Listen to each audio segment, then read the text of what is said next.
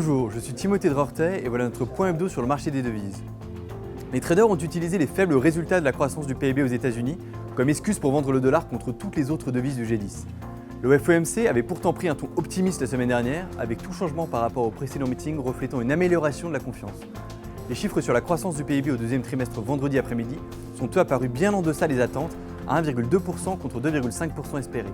Cependant, une baisse temporaire des inventaires compte pour beaucoup dans ces résultats. C'est pourquoi nous pouvons raisonnablement penser que ce manque sera comblé dans les prochains trimestres. La vente massive du dollar s'explique vraisemblablement par la prise de profit des traders après la forte appréciation du billet vert durant le mois de juillet. Et maintenant que le trading de fin de mois est passé, nous pensons que le rallye du billet vert va reprendre. A noter que seulement le yen ne s'est pas apprécié face au dollar suite aux annonces une nouvelle fois décevantes de la Banque du Japon vendredi matin. Il n'y a eu que peu de données économiques au Royaume-Uni la semaine dernière, mais quelques enquêtes qui montrent la détérioration du sentiment des consommateurs et business post-référendum. Cette semaine va être critique pour la livre sterling avec le meeting de la Banque d'Angleterre jeudi. Le consensus est clairement pour une baisse des taux de 0,25% et le commentaire d'office de Martin Will la semaine dernière semble aller dans ce sens. La question qui demeure est dans quelle mesure des actions supplémentaires vont-elles être annoncées. Nous attendons au moins 100 milliards de livres sterling de rachat en plus. Cependant, il est compliqué de savoir comment cela est pricé par les marchés et nous attendons à beaucoup de volatilité en fin de semaine.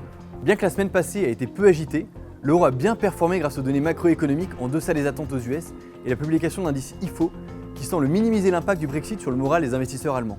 Tard vendredi dernier, les régulateurs ont annoncé que les stress tests auxquels les banques européennes ont été soumises n'avaient pas été très agressifs et cela n'a donc eu qu'un impact limité sur la devise commune. Cette semaine devrait également être assez pauvre en termes de données macroéconomiques en zone euro.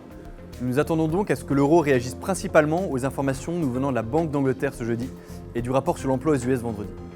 C'était notre point hebdo sur le marché des devises, merci de nous avoir suivis. Pour plus d'informations, n'hésitez pas à nous contacter ou à regarder notre site internet www.ebury.fr. À la semaine prochaine.